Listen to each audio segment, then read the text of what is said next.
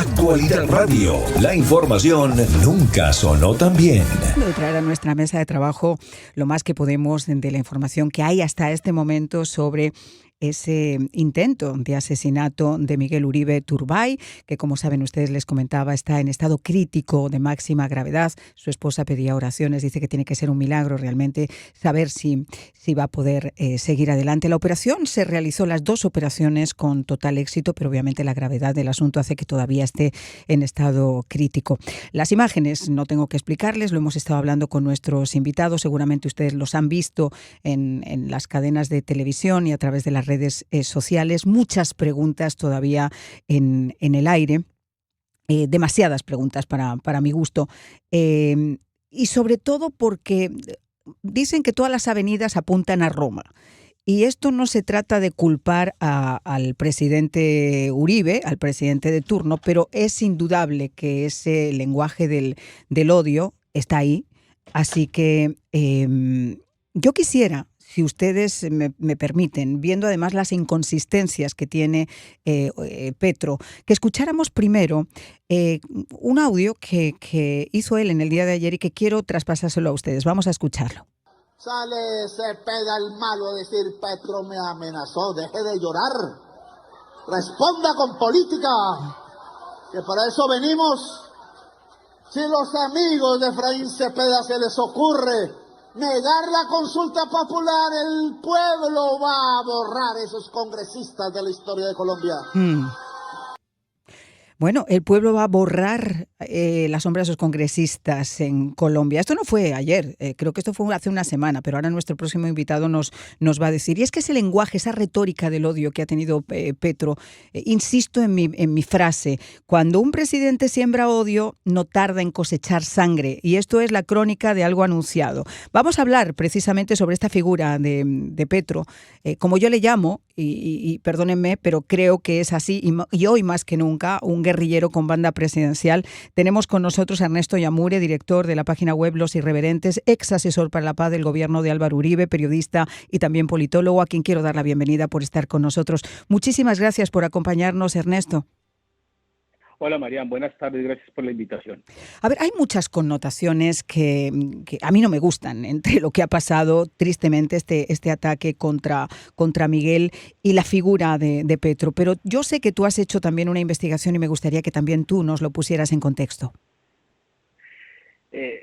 Gustavo Petro no de ahora, desde siempre, y particularmente vamos a ponerlo desde el año 2018, cuando perdió las elecciones frente a Iván Duque, desató una ola de violencia y de odio, sembró el odio en los colombianos. Recordemos, después de la pandemia, él fue el instigador de lo que se llamó el estallido social, que no es otra cosa que violencia callejera, terrorismo urbano, a través de un grupo de choque que él lideraba, que se llamaba la, entre comillas, primera línea. Incendiaron al país, llenaron de pánico a los colombianos, y eso sirvió, dijéramos, de plataforma para que en las elecciones del 2022 él se impusiera, diríamos democráticamente, pero sobre un preámbulo de miedo, de terror, que no se había visto en Colombia. Desde que ejerce la presidencia de la República, su discurso ha sido ese, el de criminalizar, el de llenar de odio a sus seguidores contra quienes se oponen a su régimen. Y tarde o temprano, desafortunadamente, tenía que verse lo que registramos con mucho dolor, lo sucedido contra el doctor Miguel Uribe Turbay. Sin lugar a dudas, una de las figuras políticas más importantes que tiene Colombia, y yo no tengo ningún reparo en decir, él iba a ser el próximo presidente de Colombia.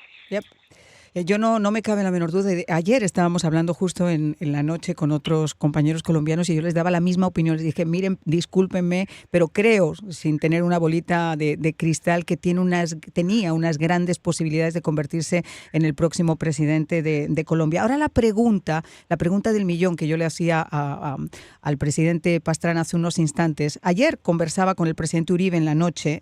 Él me dijo que no tenía la posibilidad de poder hacer ninguna manifestación pública, obviamente hoy estaba en corte, pero todos opinan lo mismo. La situación por la que está atravesando Colombia en estos momentos es una línea muy fina El presidente dijo que va a exigir una investigación, ya que a Petro le gustan tanto las investigaciones independientes, una investigación independiente, porque a mí el miedo que me da es que después de lo que vimos ayer, las inconsistencias que se han visto desde que este chiquito de 14 años es finalmente detenido, lo que pasa con la pistola, lo que pasa con el teléfono celular, lo que pasa con ese individuo que nadie sabe dónde sale, que le intenta aplastar la cabeza contra el pavimento. A mí no me extrañaría nada que, viendo el modus operandi de cómo antiguamente los carteles utilizaban a estos gaminos, a estos chiquitos de 14 años, prácticamente sin nexos familiares, que desaparecían en una cárcel o en una esquina sin que nadie preguntara por ellos, la Fiscalía va a tener que tener mucho cuidado con este chico, porque él ya ha dicho y ha señalado que el jefe, que él va a dar todos los datos y va a contar todo porque es el dueño de la olla. Bueno, vamos por partes. Primero, yo no quisiera morigerar la responsabilidad del asesino.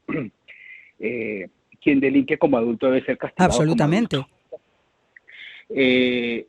Ha trascendido hace unos minutos que ese sicario, ese asesino, hacía parte de un programa del gobierno de Petro de Jóvenes por la Paz. Imagínate. Programa que significaba erogación de dineros públicos para esas personas. Luego, de nada nos sirve ahorita concentrarnos en quien disparó. Acá tenemos que concentrarnos en quién dio la orden, pero sobre todo en quién instigó que esa orden se impartiera. Sería temerario decir que Petro dio la orden de matar a Miguel Uribe. Sería temerario afirmarlo. Pero no es temerario afirmar que Gustavo Petro sembró todo el odio, sentó todas las bases para que ese intento de homicidio se produjera. Hoy el presidente Uribe hizo pública una revelación de la existencia de informes de inteligencia extranjera que da cuenta que a Álvaro Uribe también hay planes para asesinarlo. Es decir, Colombia está en un estado de crispación y de violencia que no se veía desde finales de los años 80, en el peor momento de la guerra narcoterrorista de los carteles de Medellín y Cali. ¿Qué es lo que puede pasar en estos momentos? Se pide que se baje al discurso político, que se corte la narrativa del odio, pero esto va mucho más allá. Pues es que, de nuevo, es buscar otra vez el ahogado río arriba. Bajémosle al tono, pues el que subió el tono es Gustavo Petro. Por eso.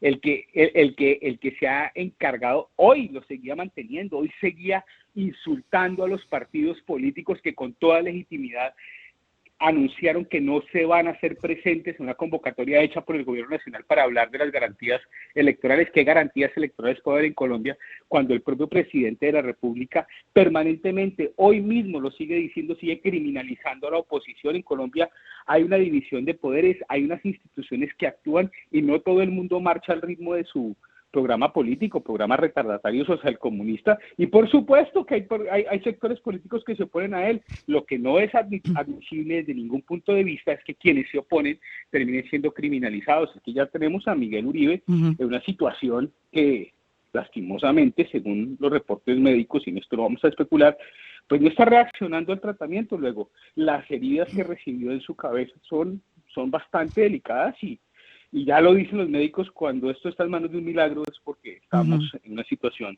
demasiado delicada. Ahora, Ernesto, usted ha denunciado por años cómo la violencia política en Colombia nunca realmente ha desaparecido, sino que se ha reciclado. ¿Podemos hablar de una radicalización institucional? ¿Cree usted que este poder que ha hecho Petro se ha convertido en una trinchera ideológica donde la oposición es vista como un enemigo a eliminar? Mire que Colombia ha sido un país que desde siempre ha estado enmarcado en la violencia, pero había una violencia que no se había presentado y era la lucha de clases. Dijéramos que en Colombia había unos sectores, o siempre hay unos sectores al margen de la ley, que se encargaron de centrar el terror, de asesinar a los colombianos, pero la sociedad en general estaba unida enfrentando a esos desafíos. En los años 80, como le decía hace unos minutos, la sociedad colombiana enfrentó al narcotráfico. A principios de este siglo, la sociedad colombiana se unió para enfrentar al terrorismo encarnado en las guerrillas y en los grupos paramilitares, pero Petro logró algo que nunca se había visto en Colombia, es la lucha de clases, enemistar a los colombianos, a los colombianos desarmados, a los civiles entre sí mismos. Y eso lo hizo con mucha eficacia, hay que decirlo, desde el momento mismo en que perdió las elecciones en el año 2018, y yo mucho me temo que estemos en un punto de no retorno. Es tanto el odio que ese sujeto ha sembrado en la sociedad colombiana que no veo en el futuro inmediato una posibilidad de reconciliación y de apaciguamiento de los ánimos. Quería hacerle una pregunta, Ernesto, por su experiencia. Si algo tiene Gustavo Petro, además de su mensaje populista y de sus mensajes erráticos y del daño abiertamente que está haciendo a la sociedad colombiana a todos los niveles, yo sí quisiera preguntarle, una de las cosas que ha hecho ha sido realmente dejar de perseguir al narcotráfico. Es más, y vamos a hablar a calzón quitado, hay numerosas voces que hablan de la participación de dineros procedentes del narcotráfico hacia sus campañas políticas, de reuniones que hizo en la picota con los extraditables, etcétera, etcétera, etcétera, etcétera.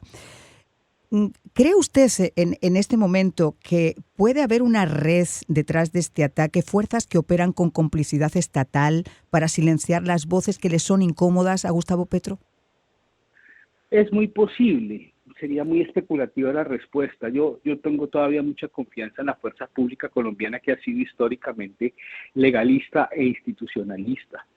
Ahora bien, que Petro tiene alianzas con el narco, pues es que salta a la vista. Ese narco que financió su campaña, ese narco que hoy en día puede operar con total tranquilidad. Colombia volvió a ser un mar de coca, de cultivos ilícitos. Nunca antes se ha visto tantas hectáreas de cultivos ilícitos en el país, que esos cultivos ilícitos se convierten en toneladas y toneladas de clorhidrato de cocaína cuando inundan al mundo, y esos narcotraficantes no están siendo perseguidos porque ven en el gobierno, si se quiere, un cómplice porque no es culpa de la fuerza pública. Al final del día la policía y las fuerzas militares, que son legalistas, insisto, pues tienen que cumplir órdenes del comandante supremo, que es el presidente de la República, y es efectivo y es evidente que el gobierno de Petro, no sé si sea por compromisos políticos o simple y llanamente por complicidad o conveniencia, ha cesado en la lucha contra el crimen organizado. Ahora bien, que esas estructuras estén detrás del atentado contra Miguel Uribe, eso lo arrojará, dijéramos, lo arrojará entre muchas comillas. Gracias, pues. Iba a matizarlo de las comillas. Le tengo muy poca fe a esos anuncios pomposos de una investigación exhaustiva. Y de nada nos sirve, insisto, aquí en este momento tenemos a la figura política más importante que tenía Colombia para enfrentar las elecciones del año entrante, debatiéndose entre la vida y la muerte. Por cuenta de ese discurso violento, de odio, de rencor, dijéramos, también es un discurso como de desquite y además injustísimo. Gustavo Petro le cobra, hágame el favor, a Miguel Uribe ser y nieto del expresidente Turbay, a quien Petro señala de ser un torturador. El presidente Turbay fue presidente a finales de los 70, principios de los 80 en Colombia. Y lo que no conoce o lo que no reconoce Petro es que tanto el expresidente Turbay como la mamá de Miguel, que fue asesinada por Pablo Escobar, fueron Diana Turbay, periodista muy prestigiosa, asesinada por Pablo Escobar. Ellos dos, el presidente Turbay y Diana Turbay, fueron definitivos para lograr que el proceso de paz con la banda terrorista de M-19 llegara a un acuerdo. Es que si no hubiera sido por el presidente Turbay y por Diana Turbay, el proceso de paz con el M-19 nunca se habría podido materializar. Es más, esta mañana estaba yo releyendo una columna de opinión publicada por Antonio Navarro, el cabecilla principal del M-19, en la que Navarro dice: fue gracias a Diana Turbay que se pudo llevar a cabo la primera reunión entre el gobierno del presidente Virgilio Barco y el M-19, reunión que desembocó en el proceso de paz, en la firma del proceso de paz. Es decir, si hay una familia que en Colombia ha sido importante en la política, pero también ha sido importante para la paz, ha sido la familia Turbay. Y mire la cuota de sangre tan alta que está pagando esa familia. No, y la integración, además, y la integración de esos miembros del M-19 en la sociedad fueron también de alguna forma posibles gracias a ellos, y eso ahora mira cómo se regresa. Hoy el presidente Turbay, leía yo un libro de él, el presidente Turbay recordaba que fue gracias a él que el M-19 pudo reincorporarse a la vida electoral en Colombia. Por ejemplo, fue él quien se la jugó a fondo para que los desmovilizados del M-19 pudieran entrar a la política electoral en Colombia. E insisto, qué tristeza esa familia que tanto ha hecho por Colombia tenga que pagar esa cuota de sangre tan alta. Primero Diana y ahora su hijo debatiéndose entre la vida y la muerte. Terrible, terrible, y la sociedad completa colombiana, que no se merece, obviamente, no se merece esto. Ninguna sociedad se merece esto, pero la colombiana, con el paso y con el peso que ha tenido su historia, muchísimo menos. Muchísimas gracias, Ernesto, por habernos acompañado.